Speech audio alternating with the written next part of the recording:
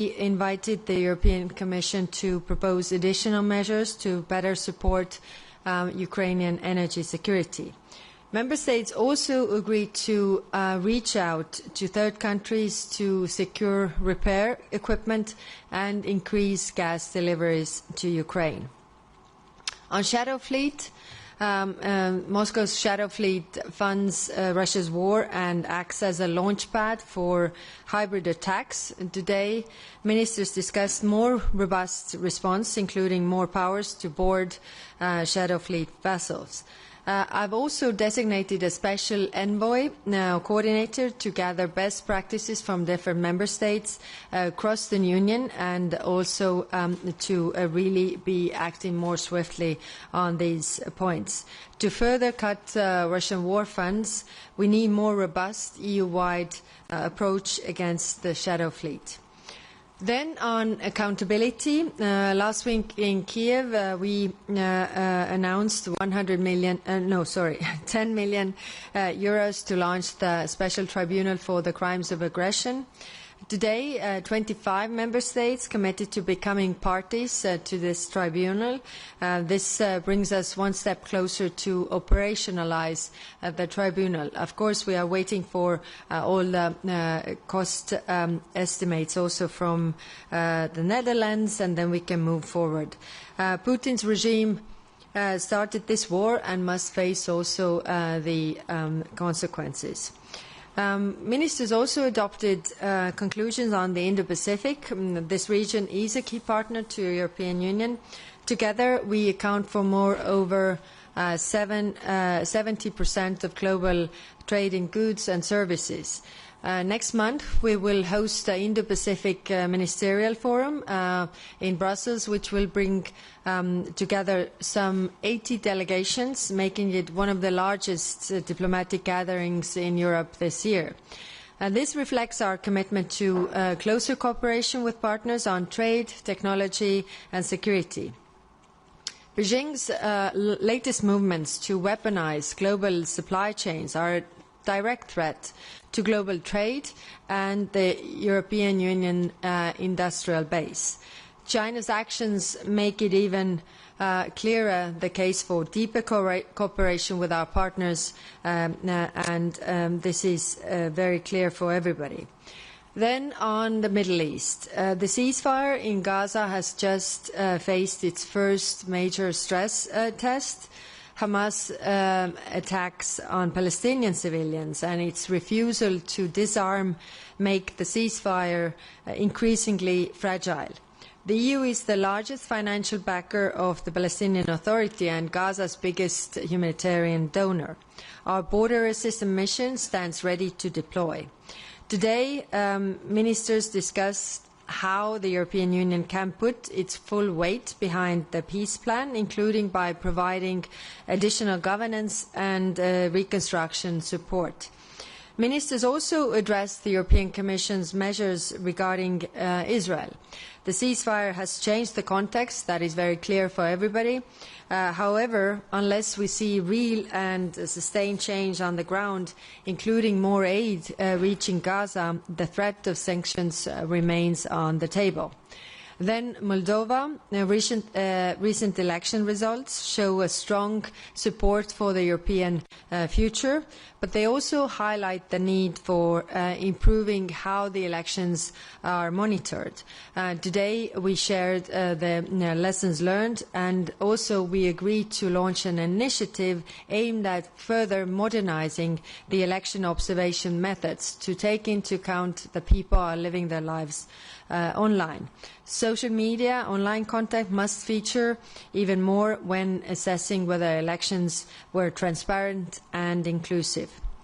On Georgia, ministers were very clear on the rule of law and human rights situation, that it continues to deteriorate in Georgia. Personal attacks against European ambassadors are unacceptable and have no place in diplomacy. Commission will present its visa suspension mechanism report later this year. With the new regulation on visas entering into force in November, this will give us the opportunities to cancel visa-free regime for some groups. And later today, we will meet the ministers from the Black Sea region and Central Asia. Russia's military buildup, its shadow fleet, sea mines, GPS jamming affect us all. We need a collective push to improve security in the Black Sea, and we will discuss this together. We will also meet for the first time in the format with the ministers from Central Asia to discuss connectivity. I want this to become a regular occurrence. It will help us stay on top of the work on transport, on energy, digital sectors, again, to build our partnership all across the world. Thank you. Thank you. We'll start with the questions.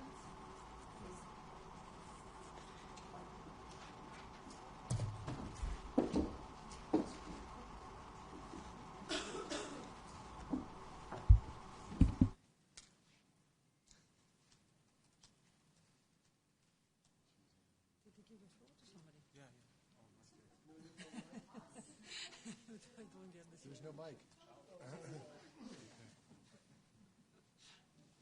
Okay, maybe give the mic, no? We could just pass it around. Just throw the mic. It's just that I missed my notebook, so I was trying to signal my team to get my notebook, so thank you. It won't be very hard. Yeah, no. Olivier Beau from AFP. Just after what happened again in the Oval Office in Washington between Donald Trump and President Zelensky, would you say that Ukraine should give up the rest of the Donbass to get a deal with Russia? Is that the only solution? Is there anything we can do to prevent that, if it's the only solution? And on the shadow fleet, could you be a bit more specific on what the EU could do more to counter this circumvention? Thank you. What we must not forget is that Russia is the aggressor and Ukraine is the victim here. So putting the pressure on Ukraine as the victim is not the right approach. And not only for Ukraine, but also for European security and the global security. Because if aggression pays off, it serves as an invitation to use it elsewhere as well. And that's why we have been really on the course and very clear in our strategy. Putting pressure on Russia will end this war. They can end this war immediately because they are, bombing the civilian infrastructure. 93% of Russian attacks have been on civilians, which is against all the international rules. So if we just give in so that Russia gets what they want, then we will see more of this. We have seen this already in history several times. So our approach is clear. We also discussed this with the ministers today. Our approach is clear: to help Ukraine to defend itself and also pressure Russia to stop this war. We are doing this with the sanctions to putting the pressure there. Thank you.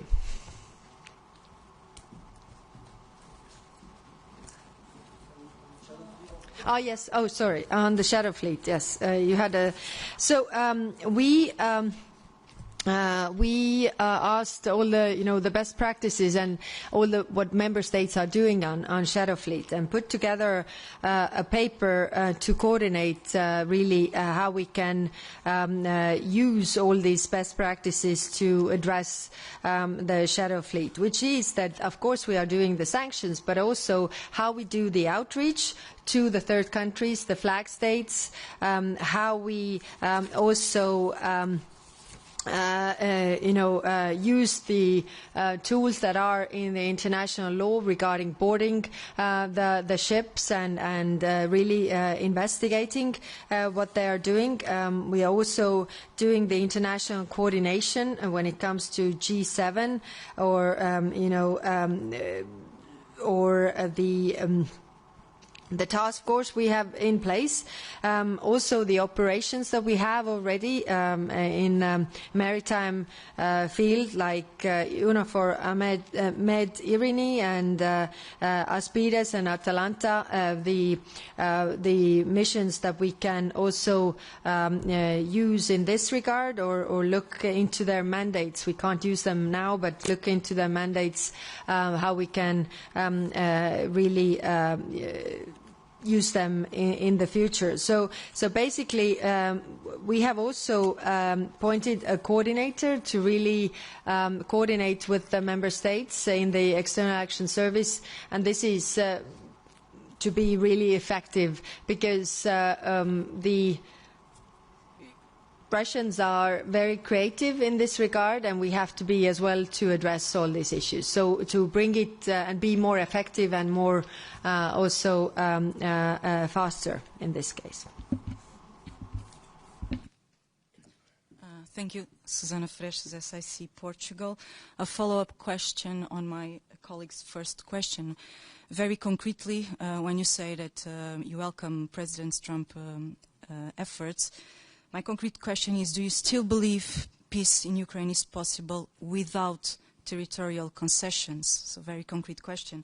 And if I may, on the 19th package, what is actually preventing it or avoiding it or preventing it to be done? And if you think it's possible to finalize it before the meeting in Budapest? Thank you. Thank you. Yes, we see that the Russian economy is not doing well. Wars end when one party runs out of money, and that's why we are putting the sanctions in place. And actually, if you see the signs, what is there, I think we are overestimating the power of Russia and underestimating the power of ourselves to outlast Russia. We have to be very, very clear here. The other thing is, everybody says territorial integrity is important value that we stand for, and I think we have to keep to that, because if we just give away the territories, then you know, this gives a message to everybody that you can just use force against your neighbors and get what you want. I think this is very dangerous. That's why we have the international law in place, that nobody does that. Of course, we have huge problems right now because the international law is not followed in many areas of the world, but I think we should stick to that. And there's also a difference between the actual situation and the legal grounds. I mean, that what you can conquer back is one question, but the other question is also what you recognize as the territory of another country. So I come from a country that was occupied for 50 years, but majority of the countries in the world didn't recognize them to be Russian territories, and that also meant a lot. So I mean, there are a lot of issues which should stick to our values and principles. That's very clear, and to have the pressure on Russia to really stop this war.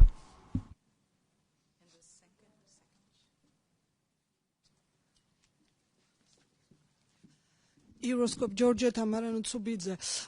We all see and observe the situation in Georgia worse and worse. Today, Minister from Germany, he mentioned that all measures on the table. You also mentioned Georgia, but if you can be more clear, which kind of measure do you have on the table regarding to visa suspension? So can we expect already in November or in December also about the targeted sanctions and maybe sanctions regarding the hybrid threats or propaganda? And also you mentioned that now we'll be meeting Black Sea and Central Asia, Asian countries. I saw a document and the place of Georgia is empty. Am I correct that, and I understand correctly, that Georgia will not be on this meeting? So representative from Georgia wasn't invited on this meeting. Thank you. Thank you. As you know, we have proposed several measures under different sanctions regime. So far, we have not been able to adopt them because of not all member states being supportive. When it comes to the visa, then Commission will present its visa suspension mechanism later this year. Then also putting forward the regulation on visas and certain groups. As it is not my competence, so I will not comment in detail, but this should be the case. When it comes to the meeting today, then Georgia was not invited in ministerial level. Thank you.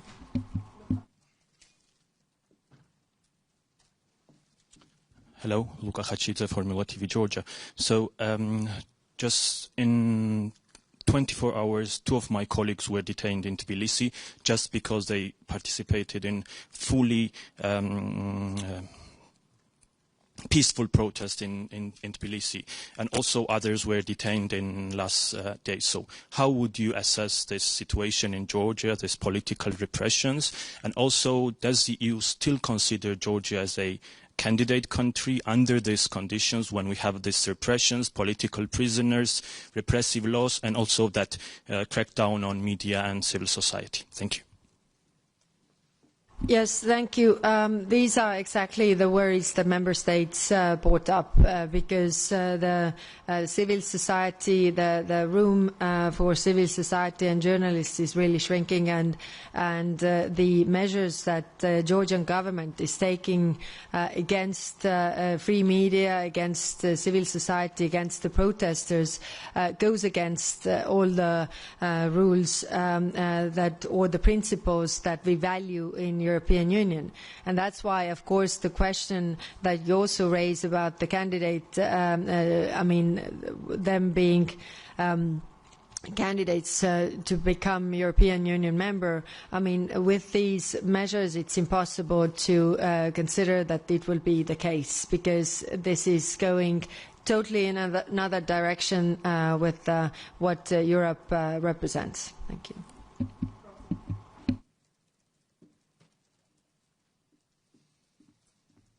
Thanks, High Representative. It's Rosie Burchard for DW. I'd like to ask you about follow up on what you said about Gaza and the Middle East. So this morning you told us you would give us an update after these talks on what ministers said about sanctions. You put sanctions on the table against members of the Israeli government. There's a measure proposed over on regarding trade. Will those move forward, or do you think it's time to shelve them given the developments? And can I just follow up briefly? The French foreign minister also said he would like to see EU BAM Rafah expanded in its mission. Was that discussed? Would you be in favour of that? Thank you very much.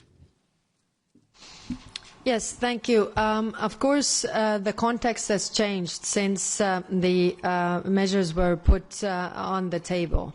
So we discussed today, and there were very divergent views. So what is something that we landed on is that we don't move with the measures now, but we don't take them off the table either, because the situation is fragile, and also we need to see really the improvement of humanitarian aid reaching Gaza.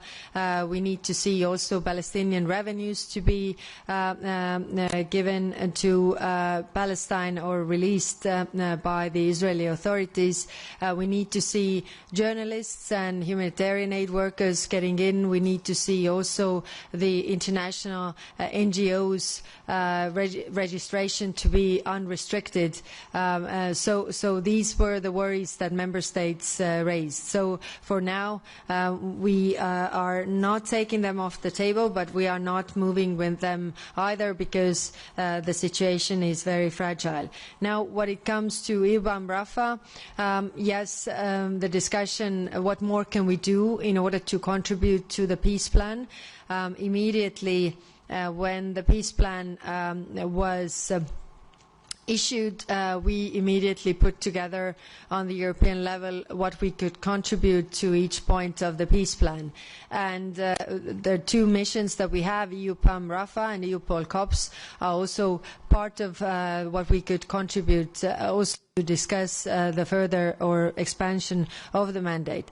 What I want to stress is that EUBAM Rafah needs the approval from both Egypt and as well as Israeli authorities to function. So we stand ready to redeploy, and we need the approval also from them. Thank you.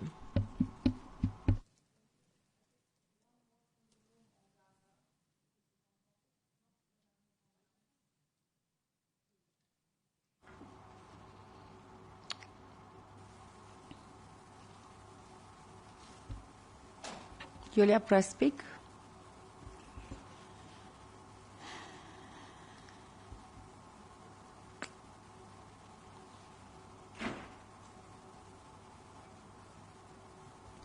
No? Okay. Okay, take.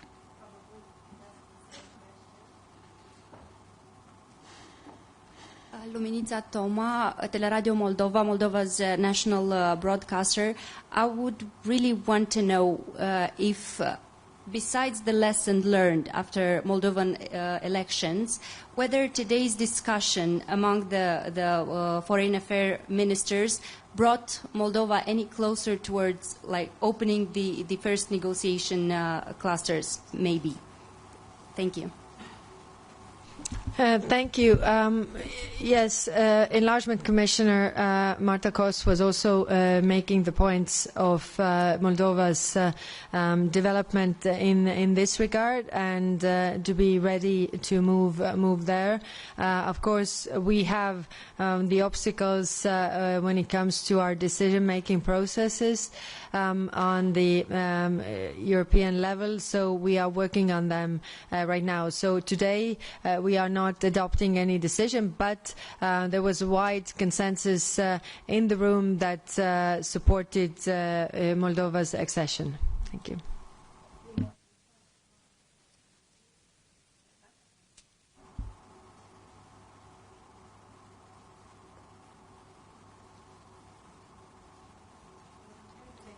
Yeah, still not.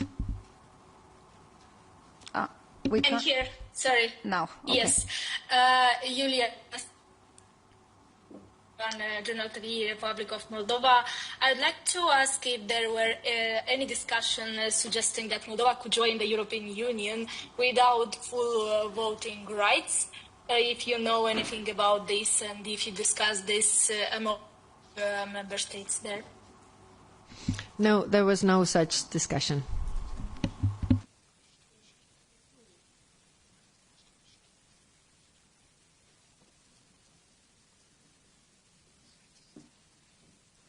Yes, good afternoon, Philippe Renier, newspaper Le Soir in Brussels. You mentioned the financial support for Ukraine, but there is also the question of the military support. Or it seems that there is a sharp drop in the military support from the EU member states since this summer. And there is also your initiative to offer 2 million ammunition rounds to Ukraine, which is apparently lagging. So is there any solution towards this problem? Thank you. Thank you. It is true that in addition to the financial support, Ukraine also needs the military support to outlast.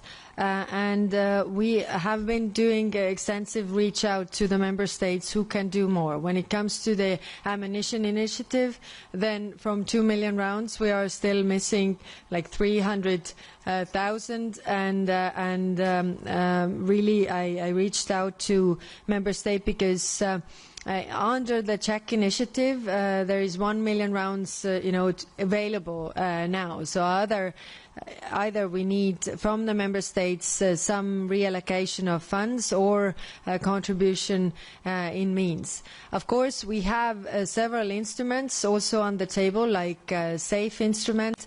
13 countries out of 19 who are saying that they are using this instrument also say that they want to use this to support Ukraine. So there are several things that we also wish to do, and this is true that they need the help.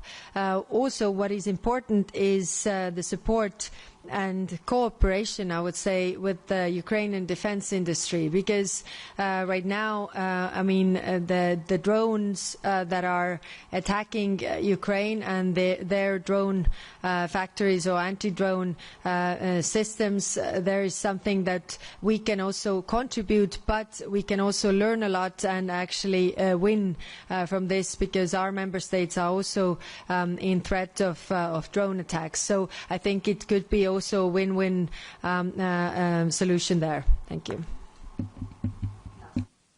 Oh, thank you so much for taking my question, Mr. Roller from CDF German TV. I want to ask you about Donald Trump, the President of the United States. How do you see him? He has now the meeting with Putin and himself without Zelensky. Is he a reliable partner for Europe, or how do you deal with this kind of partner? That I think President Trump is sincere in trying to end this war. That is very clear. We also want to end this war. Ukrainians definitely want to end this war. Who doesn't want to end this war is Russia. We should not be distracted. I think our course here is very, very clear. Our point is that we have to make also Russia to want peace, and that's why we are working, also trying to convince our allies all across the world that nothing can come out of these meetings if Ukraine or Europe is not part of it. Thank you.